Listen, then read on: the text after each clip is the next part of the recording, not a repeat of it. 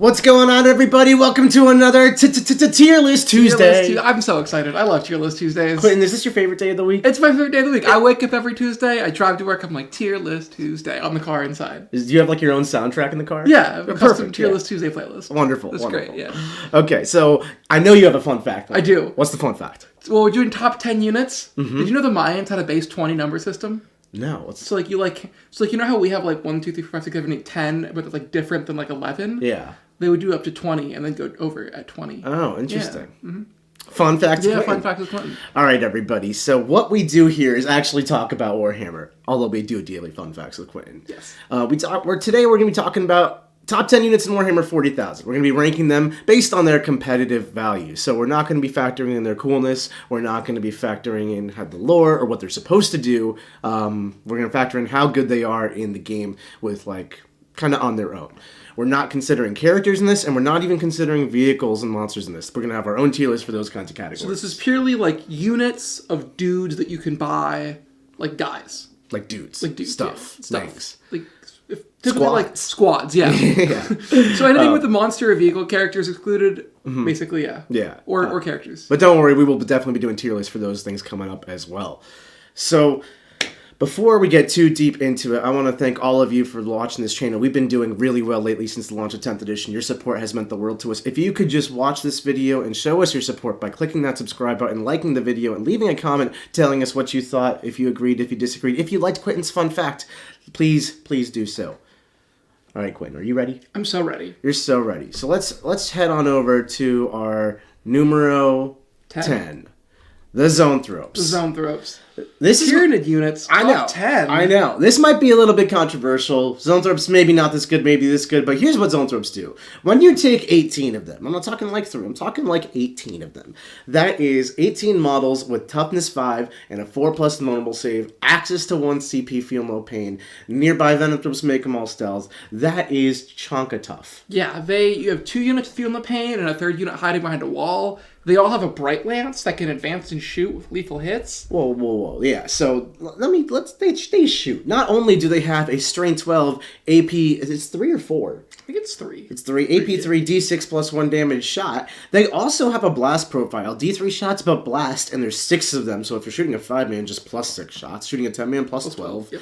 And it's Strength 7, AP 2 damage. That shit stings. Yeah. You want to know a game that I saw with these things? What's that? So I saw a game with 2 of our Ardor coaches, Anthony Vanella and John Lennon, where Anthony Vanella took 10 Terminators and Abaddon and pushed them in front of Tyranids and said, bet you can't. And John said, bet I can. And 18 Zoanthropes, all gone. Terminators and Abaddon. Mm-hmm. Yeah. That's the pain train. Oh, how many points do you think these things cost? Well, I think they should cost like 40 points a model, right? Yeah, they're 30. They're 30. They're 30 points a model. So a clean 18 of them is a 540 point package of 18 anti-tank shots or 18 D3 blast anti-good stuff shots. Yeah, no, these things are crazy. These things are crazy town. Yeah, no. Zoanthropes. Mm-hmm. All right, but Zoanthropes got nothing, and I mean absolutely nothing on what's coming up on number 2. Or number 9. And that is because the Sniper Scouts have the lone operative keyword. They don't. They don't. But they have a rule that is literally just the word for word lone operative. Okay, same so thing. They can't be shot outside of 12. So what else does this unit do? Their guns are AP 2 and damage 2. Wait a minute. This like scout. Yes. The Space Marine scout is AP 2 and damage 2 yes, now. they're also precision. And then they're going to be killing characters. Very well. And I can't shoot them back. Nope. Well, surely they're like made of paper, right? Nope, they're 2 wounds each. Oh, they became Space Marines yes. proper. Oh my god. Well, at least they're expensive, nope, right? 75 points for the unit. Huh. Yeah. My Space Marine lists all start with 3 of these things. Yeah, no, as they should. Like these are they infiltrate, they play the mission, they snipe the characters, they don't get shot at. Like Lone Operative, I pay 100 points in Chaos Space Marines for Cypher just to get Lone Operative into my faction. And you're like, let me get 3 of these. Also, they kill you. So Scout Sniper Squads, if you put Oath, they like legitimately kill vehicles. What? Yeah. Because 1 dude is a missile launcher. Then you have 3 eyes that are damage 2 AP 2. You win on 6s, but you fish. Yeah. Like, yeah. you don't like kill like a monolith, but no, like but you chip a rhino hurt, real you'll well. Hurt, yeah. Then also they're one of the few units that has lone operative and can move after you opponent ends a move. So someone tries to get up in their grill, they can move backwards. Mm-hmm. They're very good. That is crazy pants. I mean, honestly, Sniper Scouts. Who would have thought in the 10th edition of Warhammer 40,000, Sniper Scouts would be one of the top 10 units in the game? Yeah, who knew? Who knew? Goes to show everything comes around, ladies and gentlemen. But you know what's not coming around? You know what's already here? It's already here? Doesn't move. Immovable object I'm over here. Number 8. The Custodian Guard. The Custodian Guard. So what's so good about these things, Nick? Well, for starters, you can take a unit of 9 of them. Or a unit of 10. Or a unit of 10, that's right. And they get Storm Shield things, which give them a +1 to wound. +1 wound on their model, so 4 wound dudes coming up over here. But that's not all. They just reroll 1s to wound. And guess what? If you're on an objective, they're going to reroll all their 2 wound rolls. Not to mention, Quinn, did you know they have a lot of shots on their guns? Yeah. And once per game, they can just shoot twice. Also, did you know they're one of the hardest hitting combat units in the entire game? Yeah, low-key, especially with always strikes first on an objective, they're basically unchargeable. Yeah. Yeah. So they fight first, you can make a -1 damage. If you have a shield captain in the unit, you can do it for free. If you put Draxus in this unit, you can't be shot outside of 18. They hit really hard, they shoot really hard, they're super durable. Because of the way AP went down and the fact they're basically always in cover now, they get 2-up saves a lot of the time against things they previously would get 4-up saves against. I played against Custodians this weekend at a GT with my Gene Stealer cult, and I plopped down 40 neophytes, and I put all of the buffs on these things, and I shot this unit, and this unit shrugged it off. They are next level durable. Did it have -1 damage up? Oh yeah, that might damage up. They don't die. They don't die. Put those things in cover and let them rip. 4 you can wound on the also big guys. advance and charge them with the Blade Champion. Oh, you can advance and shoot them. Yeah, you can resurrect guys. Yeah, These increase. things are crazy. There's nothing this unit can't do. Yeah, it's also 45 points model. Yeah. Which sounds like a lot, but It each is model is but- toughness 6, 2-up, 4-up, with 3 or 4 wounds. There's no reason you can't just take 30 of these and park them on 3 objectives and say, I think dominating. the Golden Horde of 40 Custodian Guard plus characters is very realist. It definitely is. It's gonna struggle with secondaries, and that's its weakness. But it does everything else amazingly well. If you can find a good balance to secondary play with these things, they are bananas good. Okay, you know what else is bananas good? What else is bananas good? Warp spiders. Warp spiders, Quinn. Oh, it's an Eldar unit. Why don't you break down the spider for me? Warp spiders. So what do you get with warp spiders? For this 100-point unit, you got a 12-inch move, and each guy's gun is D6 shots at 401 torrent devastating wounds, and the Exarch has 2. So 2d6 shots. That's pretty good, right? Pretty good. But you know what really makes them awesome is the flicker jump rule, which is once a game, your movement characteristic becomes 24 inches. Oh. You just get to move 24 inches. Just get to go 24 inches. Yes, but don't worry, Nick. It's balanced, because after you do so, you have to roll a die, and on a 1, you take a mortal wound. You just put it on the 2-wound Exarch, but it's okay. Oh, so it doesn't actually... It doesn't do anything. No. It's irrelevant, yeah. I see. But surely you count as advancing or Nope, something. don't move. You can't charge afterwards, but you can still shoot. Which means you can still do actions also. Yep, you can still do actions. You can also fire and fade afterwards. Oh, would that be another 24 inches? Be another 12. Only it's for 12. the phase you Only move 24. 12. Okay. But 36 inches, do you know how many times I've drawn capture enemy stronghold, and my opponent's been like, shucks, buddy, it really is terrible when you draw that card. And I'm like, warp spiders. 36 inches. Oh my god, 36 inches? Yeah. 36, he fire and fades forward. Yeah. Oh my god. You fire and fade forward. Oh my god. So what I did, I do all the time, is how many times do you have a lone op on your backfield objective and just hanging out there? Kind of all the time. Yeah. Default so you move 24, you kill the lone op with your guns, then you move forward.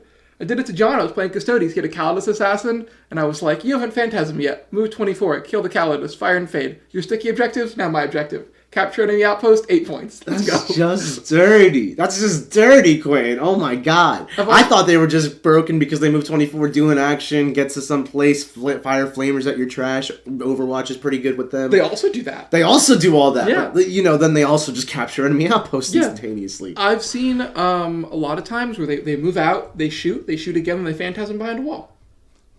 I just hate these things. Yeah. I hate these things so much. One thing that you'll notice about Eldar is a lot of lists I've seen go really wide with Bright Lances, and you take 20 Bright Lances, and then someone can run at you with 200 Orc Boys, and it's an actual issue. These guys solve that problem. Yeah. Because they pick up 2 units a turn, and Orc Boys can't kill them. Yeah, and Devlin's is crazy. It's crazy. It's crazy. Sometimes you just roll kind of hot, and you're like, that knight takes 7 mortal wounds. Yeah. It's legitimately worth shooting these things at whatever you want, because they just die. It just dies. And they're not expensive. I think 100 points for 5, yeah. I think every Eldar list should run 2 of these things, maybe 3. Yeah, no, for real. These things are crazy moneymakers. Yep. All right, Quinn, but you know what really shrugs off the pain that the warp spiders bring? What's that? The good old-fashioned aberrant. Oh, no. Muscle Beach is back, baby. The aberrant. We got aberrants. The original Thick City. Let me tell you about these little 1-inch tall models. So short. They are so squinty, so puny, and so powerful. They are strength 8, AP2, 3 damage each. Why are they with 3 damage? attacks. Because they hate you. And then you can either give them lethal hits or sustained hits with either of your characters. But we're not even done. We're not even getting started yet. Once a character is joined to them, they are -1 to wound from anything stronger than their toughness. By the way, they're toughness 6, so you're basically never wounding them better than 4s unless you're shooting bright lances at them. And then you're winning on 3s. And then, okay, you know what? At least they have a 5-up save. That's not so great. They're not really wearing clothes. But you know what they are? They're wearing some muscles. Yes, they are. They're wearing some muscles to this beach. Those muscles are so tough that they, in fact, give them 4+ feel no pain. Do you know how tough this unit is? It's so durable. It is so durable. It kills more or less anything in the game in close combat, given enough time. And they're a wrecking ball. You just start applying it. Can't you give them, like, anti-infantry 2+? Once per game, if the biophage is attached, he gives them anti-infantry 2+. Can't they, like, deploy on the line? So what you can do also is take that biophage or the abominant, either of the characters, give them the meticulous planning, I think it also is, maybe I'm getting the names mixed up. Give them the enhancement for infiltrate. So the entire unit of aberrants is now infiltrated, 9 inches away from your opponent's deployment zone. Then you can stack that with the Primus, and depending where you play, it's going to rule that you do it before or after, is going first. Most places are rolling it before first turn these days, so even still, you just make it work. You're 9 inches away from your opponent's deployment zone. You happen to win the roll-off, that's half of your games, and boom, aberrants inside your opponent turn 1.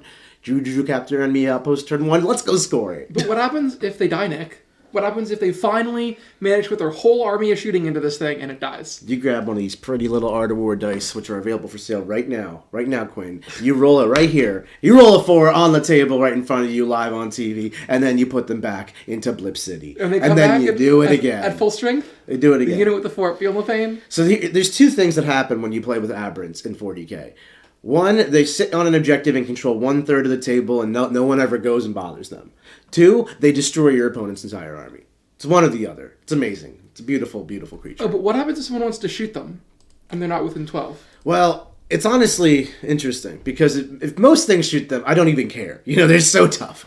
But then if something is like 10 Desolators with Seal of Oaths or something real scary, real strong, 1 CP can't shoot me outside 12 inches. So, I'm just going to walk right up to your doorstep. And then I'm going to kill you. But can't you rapid ingress these guys 12.1 inches away? You could do that instead of infiltrating them, but I start them on the table. Just go. But however you apply your aberrants is always the right way to apply aberrants. These guys are pretty good. These guys are pretty good. You know who else is pretty good, though? Who else is pretty good? Teleporting in to our number... What number are we on? 5? 5. We lost count. 5. Number 5 spot. Top 5 units in the game, everybody. If you thought aberrants were good, they got nothing on these boys. Scarab Occult Terminators. These dusty children. Quinton, you've played against Jack's Thousand Suns. Tell me about the combinations. Okay, so this is the unit that on its surface, totally fine. The Terminators, they're -1 to wound, 2 up, 4 up, 3 wounds each. Nothing super special. And they got a Bolter. Bolter's like AP1. Pretty cool. Sounds pretty bad. Pretty bad. But what if you paid 1 CP and you gave them psychic weapons and strength 5? Okay? All right. So now we're a psychic weapon and our buffs interact. So now we're going to put them next to Magnus, who we're also going to take, and they're +1 to hit, +1 to wound. +1 to hit, +1 to wound. Okay. So we're strength 5 +1 hit, +1 to wound. Okay. So now we're going to pay another CP, but don't worry, we're going to make this one free because we're going to use Archibald points, which this unit also gives you. Mm-hmm. Okay. Mm-hmm. And then we're going to have full rolls to hit and wound. Full rerolls. So now we're strength 5, AP1, damage 1, full rerolls to hit and wound, +1 to hit, +1 to wound. Since now we're a psychic weapon, we are going to use our army rule and we're going to give them dev wounds. And also we're going to give them lethal hits because let's go ahead and put a Terminator Sorcerer in there. So we're dev wounds, +1 to hit, +1 to wound, full rolls to hit and wound. Then Armon, who's standing next to the unit, is going to pick that target, that Wraith Knight we want to kill, and we're going to say, you don't get armor saves. So now this unit is basically AP 400. You don't get armor saves against it. So we're +1 to hit, +1 to wound, strength 5, 4 rolls to hit and wound, AP 400. We're going to give it 40 shots with dev wounds and lethal hits. That's just the bolters. That's just the bolters. What? Yes, just the bolters. I've never heard it all explained. Steps 1, 2, 3, 4, 5, 6, 7, 8 like that. That is. So you also have 4 shots at 833 or 823. Oh my god. Yeah. Yeah. And don't think that you can just attack this unit back, no problem. No. If you somehow survive that onslaught, then Thousand Suns have multiple abilities to blank saves and reroll saves. So if they choose to go defensive, you have 2 rerolls and 2 blank saves. Which means you have this like shield around your unit where the first 6 wounds do nothing.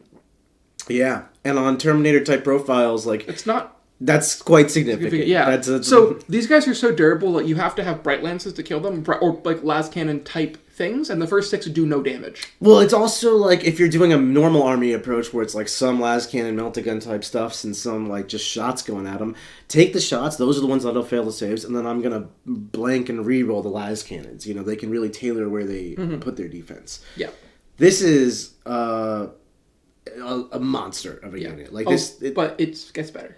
How does it get better? So the Terminator Sorcerer. Yeah. I don't remember the exact stats, but he's like 4 attacks at anti-monster vehicle 4+, 4 rolls to hit and wound and dev wounds.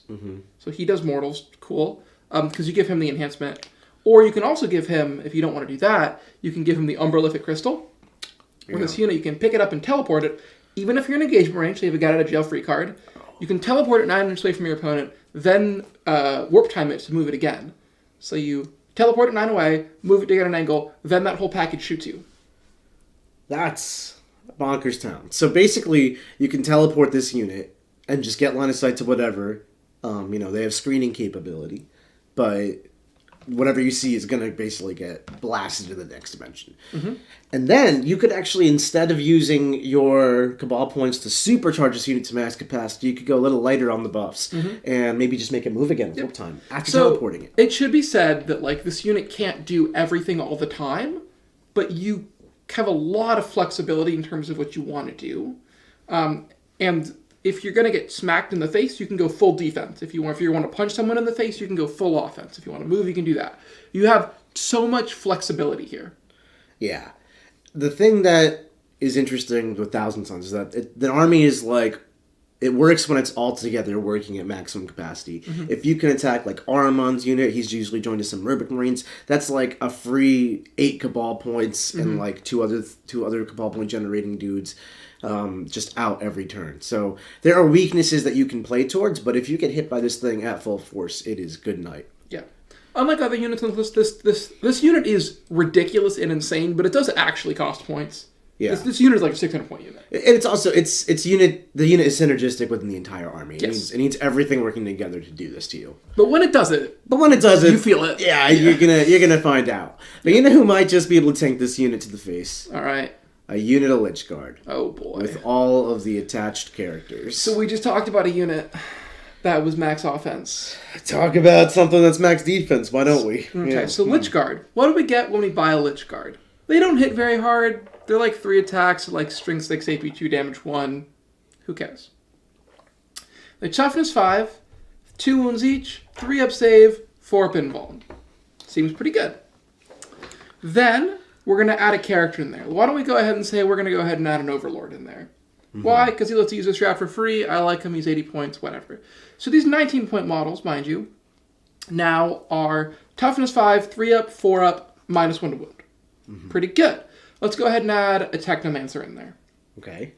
Or a Chronomancer. I think it's Technomancer. So you have 5 Feel No Pain. Yep. Then we're going to go ahead and add 2 Crypto Thralls. So those guys are going to be in the front of the unit, and they're going to have a 4-up Feel No Pain. So we have 10 Lich Guard and 2 Crypto Thralls. And the Crypto Thralls in front are 4-up Feel No Pain, 2 wounds each, and the Lich Guard are 4-up Invulns, 5-up Feel No Pain each. Right. And in both command phases, yours and your opponent's, you get back D3+1 models. Or D3 models. because you have reanimation protocols. Yeah. Then we're going to put a Canoptic Reanimator behind a wall, and we're going to chain back to it. So in Reanimate, we reanimate 2d3 plus 1 model, or 2d3 models, so the stack is 2 plus 1. So 2d3 models, so we're getting back 4d3 models of battle round. Then, or wounds, sorry, not models. 43 wounds, because they're 2 wound models each, so you have to count them through all of them. Then, anytime you're shot or fought, we're going to use a strat to get back 2d3 plus 1 models. So and now that's both shooting and fighting. So someone shoots you and fights you, you get back an average of 5 wounds per activation. So 20 wounds. A battle round. And they're toughness 5, 2 minus up, 4, 3 up, 4 up, minus 1 4. to wound, 5 up feeling the pain. The crypto thralls are 4 up feeling the pain. And you can revive those guys. Yes, you can. Yeah. So the 4 up feeling the pain dudes come back first. Yeah. This unit does not die. Is there anything that can kill this? There are, in my experience, like 3 units in the game that can do it. Oh man. Acolytes with every buff can do it. Charges, yeah. A 10-man possessed star kills it on the wound, which means if you... And that's with every buff. Yeah. So if you make 1 extra save, you don't do it and they all come back. Oh my god. Yeah. I played a game this weekend when I was playing Necrons into Eldar, and I had an Eldar army shoot this unit for 3 straight turns, and on turn 3 I had full health. The nice thing is, it's 1 unit, it's not that fast. You can play around it by beating up the rest of the army and trying to outscore the Necrons. But let this unit have an objective. You know, it's kind of like the Aberrants. Just they either walk through you or they have a section of the table. Give them the section of the table. Yep. This unit, it does have downsides. It is kind of expensive when you add everything in there. It's like a 500-point brick. Typically, you take 2 of them. It moves 5 inches a turn, and it really does not hit that hard. It's also move 5, so if you have things like barb guns or a thunderfire cannon, any mechanic to -2 move to the unit, they really feel that. They're really not going to go anywhere anytime fast. If you can start applying that turn 1, they might not make it to an objective. Yeah, it gets real annoying real fast. This unit is great. It literally never dies, but just kill everything else around it. You know what's a great counter to this unit in a very subtle way? What? Our number 3 spot. That's right. We are now going to the top 3 units in Warhammer 40k. And what our number 3 spot is might surprise everybody, because we've done kind of the most extreme ends of the spectrum with most durable and most offensive for our latest picks. But this one is maybe most utility.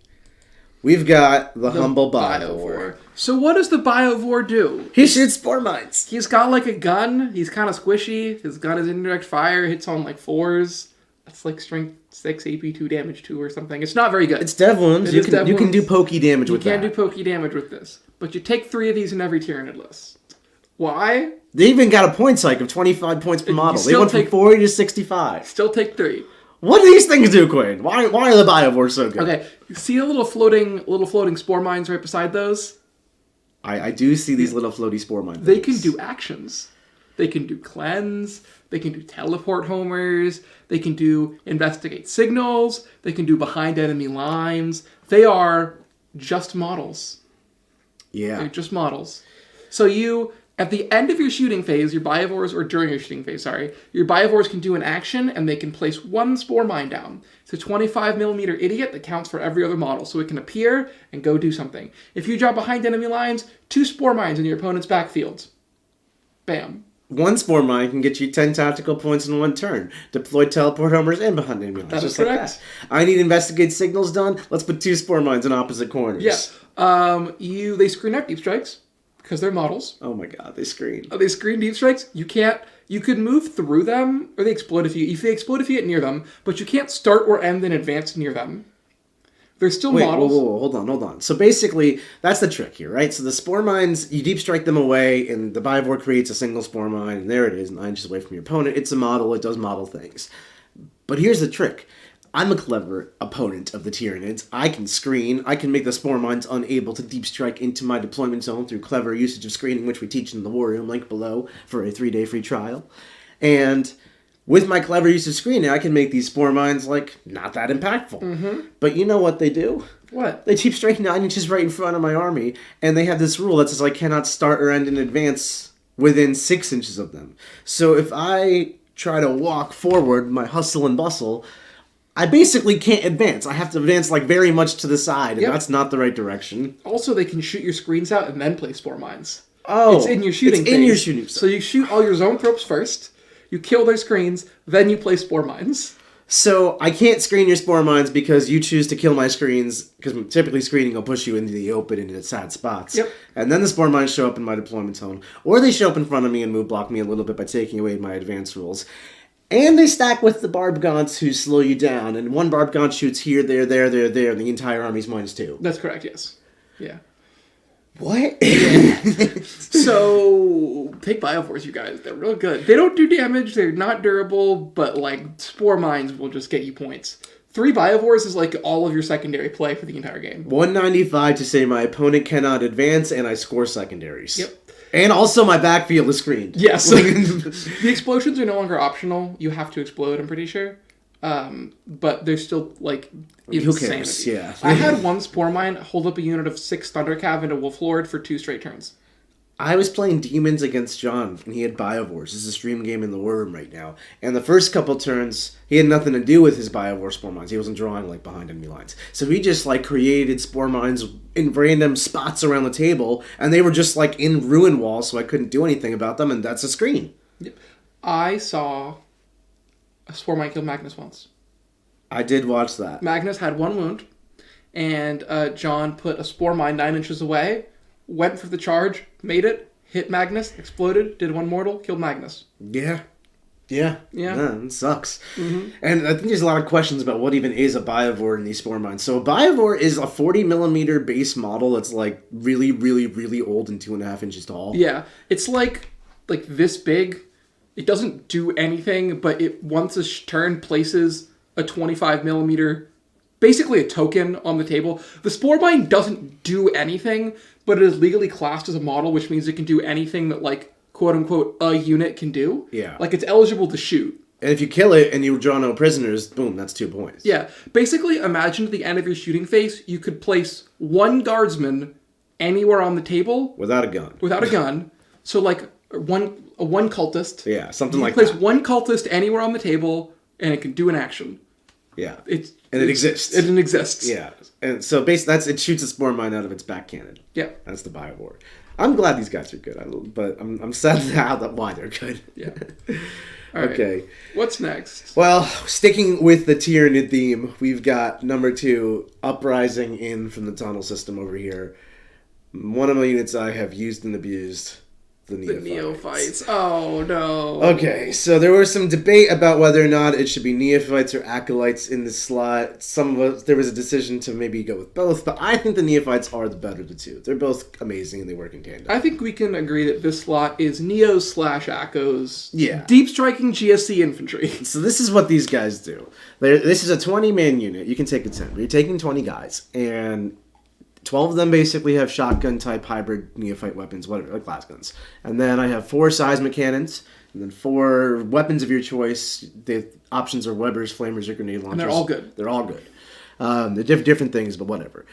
The seismic cannons profile is 4 shots, strain 6, AP1, and D3 damage. Rapid fire 2, 24 inches. So in 12 inches, it's 6 shots, strain 6, AP1, D3 damage.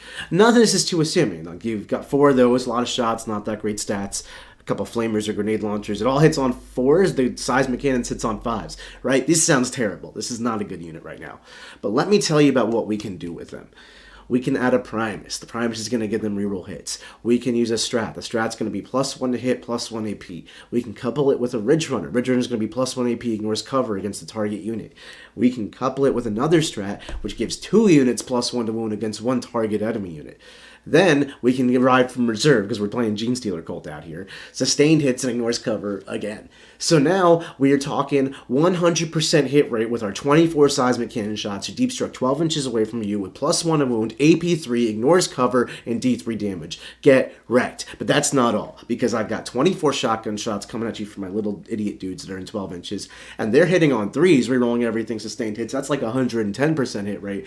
Don't worry, they're only strain 3. They can't hurt anything. But fret not, +1 to wound saves all. We're going to wound this knight on 5s. AP 2 on these bad boys ignores cover, so enjoy your 4 at Benville. Take, 12 saves from my las guns. Also, here's 4d6 flamers. They're auto-hitting, so now Overwatch stings, but also whatever. Or you go grenade launchers and actually hurt somebody. Or you do Webbers and do mortal wounds. Doesn't matter. Okay, so obviously, this unit hits super hard. But, that's not all it does. It is 160 points. It is OC2 on all these guys. That little banner man that you see standing in the front of this picture screen, he heals your unit. He heals your unit for 3 models a turn at the reinforcement step of your turn, or 3 plus D3 if you're on an objective. So if your opponent's just like chipping away with Stormbolters, that's never going to get anywhere. Not to mention, if you're on the objective and during your command or starting your command phase, you're going to roll a dice for each neophyte unit you have, and you can stack these because it's in the command phase. Every 4+ is going to be a command point. Yay, CP for the CP economy. Then you can pull the unit back into reserve for a command point. Actually, 1 command point gets you 2 battle line units, so why don't you pull both of your units back into reserve, and then next turn, do it again. And if you have trouble because your opponent's screening you, fret not, you have a 1 CP strat to show up 3 inches away. Oh, and if you die, you come back to life. Oh, yeah. GSC literally just, they're battle line, right? So it's a 4-up roll, but you're +3 to it. So you kill this whole unit. This is not as good as the hype says. I'll be honest, I play GSC. It is great. It's a good army rule, don't get me wrong. But the combos and the offense and the deep striking is why this army is crazy. Yeah. The coming back to life is the icing on the cake. And it just means like you have managed to navigate my first couple turns, do it again, If GSC couldn't get back to life, they'd still be like a top 10 army. I think if GSC couldn't come back to life, they go down like from S tier to like A tier. They're still great. But it'd be a good step. So GSC neophytes. So acolytes are more or less the same idea. They have to get within 3 inches or 6 inches to do their thing. So they have to use the 3 inch away strat. They hit way harder with their demo charges, but they're kind of like a one and done missile as opposed to neophytes, which you actually get longevity out of. That's why I gave it to neophytes, but neos, nacos will both table you. Yeah, they're crazy. They are insanity. Quinton. Yeah? I just diatribed about neophytes. You have any thoughts on that? I hate them and I want them all to die. That's how I feel. Many times. I want to have to kill them 5 turns. You're an Eldar player. You deserve this. I do, yeah, it's probably fair. Okay. None of this really stands up to anything compared to what I think number 1 brings to the table. Okay. Number 1 has already seen a points nerf in this edition. A significant one. Very significant. Not a slap on the wrist points nerf. Like a this unit should no longer be relevant points nerf. And you know what? I say that's not enough, G-Box. I say this is still making it into every single list for this faction. Yep. I think it's still going to define the meta, and I think we are still at the mercy of these boys in blue. The good old-fashioned Desolation Marines. 2 editions in a row, these things have defined tournaments. Cool. They are insane. Like, just insane. So what do they do, Nick? What do these guys do? They're clunky, strange Nerf guns. I mean, they table you. That's what they do. They're Space Marines, right? It's a unit of Space Marines. You take 5 or 10 of them. I am of the opinion, and I'm not really a Space Marine player, but I'm of the opinion you take a 10-man, just let it rip. But I've seen lists with 20. Why stop at 10? And what they shoot is each guy has 2 different profiles. One is this, like, indirect fire weapon. It's D3 shots blast. Is that what it is? It's D3 shots blast, yeah. D3 shots blast. And it's like strength 4, and you can make it AP 1, and it can make it ignores cover. And it's annoying, and there's 10 of them, and it's D3 and it's blast, and that's going to, like, mess up some stuff behind walls. And then they also have a direct line of sight shot, which is strength 10, AP 3, D3 plus 3 damage. It's AP 2, D6 plus 2 now. AP2 D6 plus 2. 3 days plus 2. So I'm not a Space Marine player. Yes. Sorry. Yes, which is interestingly enough like one of the best direct fire pieces in the entire Space Marine Codex. Like you're competing with the Lancer for efficiency there. Yeah. And you can fire both. Like if you get direct line of sight, like walk in the open, just be like, oh, gaboosh, I have every gun. Mm-hmm. But here's where it gets cooked. Here's where it's like nonsense from land. Seal of Oath stacks with these guys. These things now reroll hits, reroll wounds. They basically ignore the hit modifiers for the indirect penalty. They ignore cover, which negates the the indirect fire penalty for giving your opponent cover. They just obliterate whatever they want behind a wall. If you are playing a slow strategy versus Space Marines, trying to be passive, trying to control, trying to do any of that stuff, it's just not going to work. Your answer is going to have to be run straight at the Desolators before they table me. And you know what's going to meet me in the middle? 10 Terminators or something. And you know, there's a million ways to write Space Marine lists, so it's just not going to be pretty. I mean, so you have the one Vangor launcher. It's also like strength 7, AP2, damage 2. Yeah. Just like will randomly kill things. You didn't even mention the fact that you put a librarian in here, and the whole squad has a 4-up invuln and bolter discipline. So now they have exploding 5s. Mm-hmm. So you average like above 100% hit rate. Mm-hmm. And then you put them on the top of a ruin, so they get plunging fire. So now their guns are AP2. And then you have a hail strikes. They're AP3. And they ignore the indirect penalty and cover. AP3 ignores the rules, and like you can't hide, you can't move. They'll overwatch you. You can't like. There's no counterplay. This is why I hate indirect fire, but you can try to use things like lone op and janky mechanics to avoid being shot. You can try to engage the Space Marine army, or you can out indirect fire them. There is a lot of indirect fire all over the place. They're not that tough defensively, and you can't keep them from being shot at. But if you are playing this game in a more traditional sense, these guys are going to have something to say about that. Yeah. So the exploding 5s also works on the missile. So like they pop out and you have 10 shots hitting on 3s, floating 5s, full rerolls, wounding almost everything on 4 5s. It's not like you like you're getting indirect fire turn after turn after turn. And it's like forcing the tempo. You have to go do something about it. And then as you start to do something about it, your biggest, scariest unit gets Seal of Oath. 10 Desolators step out from behind their hidey hole and then just pick it off the map. Yep. Do you want to know what else is crazy? Where these guys are crazy? What else? Death Watch. Talk to me about Death Watch. So Death Watch Desolators have 1 CP plus 1 AP, which is similar to the Space Marine one. Mm-hmm. But also plus 1 same CP plus 6-inch range. Or plus 1 CP, or 1 CP, anti-infantry 2+, anti-monster 5+. Oh my god. I watched 10 of these things, clean scoop 10 Scarab Cult Terminators. Oh my god. Like just from behind a wall. From behind a wall? Well, we were playing on WC Train, so he put all of his Desolators on the top floor of the ruin, and then he used the 2 strats. So they're AP2, and wounding on 2s. He just handed them, because it was 10... Yeah, that's 9, just 4-up saves. Yeah, 10d3 plus 20, 2 blast. Yeah, shots. He rolled kind of hot. They like all hit hits, exploding 5s. You don't get exploding 5s in Death Watch. Okay. But still, it's crazy what these things do. Seal of Oath does mean oath the moment. I always get those 2 words confused. Oh, yeah. They're the same thing. We'll always get those confused. Yeah. Joe DeBruckier was a Bronze War member. Thank you so much for joining. And I think we also had a super chat. Yes. From Colt Hun, $5. What do you think the next Xenos army will be? What do you hope it is? I hope for the Interfex. Interx? I think it's Interx. I thought they all died. I want to see a Kroot Codex. I don't know anything about this Interx. I also want to see a Kroot Codex. Kroot are my favorite thing in Warhammer. Have you seen the guy that's been making the Sprute? He has like a full army of Kroot, but he makes them all out of sprues. So they're like cut up sprues. I need to see this, Quinn. But he's not. They're not like models where they're posed. He's actually recreating every single like the Kroot Farstalkers from the Kill Team kit. You can like tell each model is. It's crazy. It's I need to see this. One of the coolest things I've ever seen in my entire life. Oh my god. Kroot for everybody. Yeah. Thank you so much for your support, Colin. No, but seriously, these Desolators, man, they are cracked. And yeah. They were cracked at 120 or 240. They are cracked at 370 or whatever they cost now.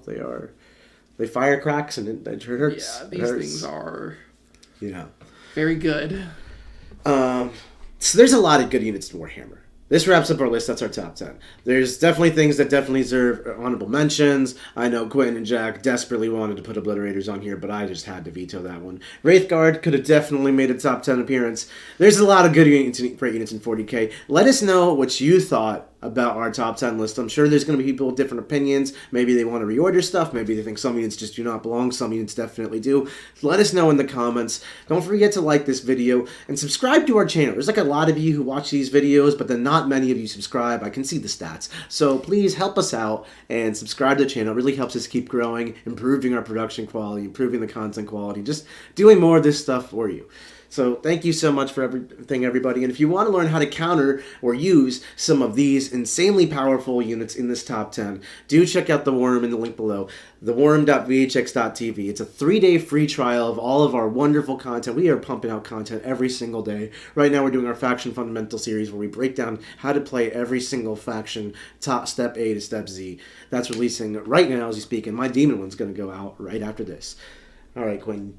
You have fun? I had a great time. I laughed, I cried, I remembered how terrible Desolation Marines are, and how annoyed I am at Aberrants and Neophytes. You know what? This was a very emotional tier list. It was. Thank you all for joining us on this adventure. Have a wonderful, wonderful day. Where's the end screen? We'll find Where's the end screen? It's there. It's there. This is not a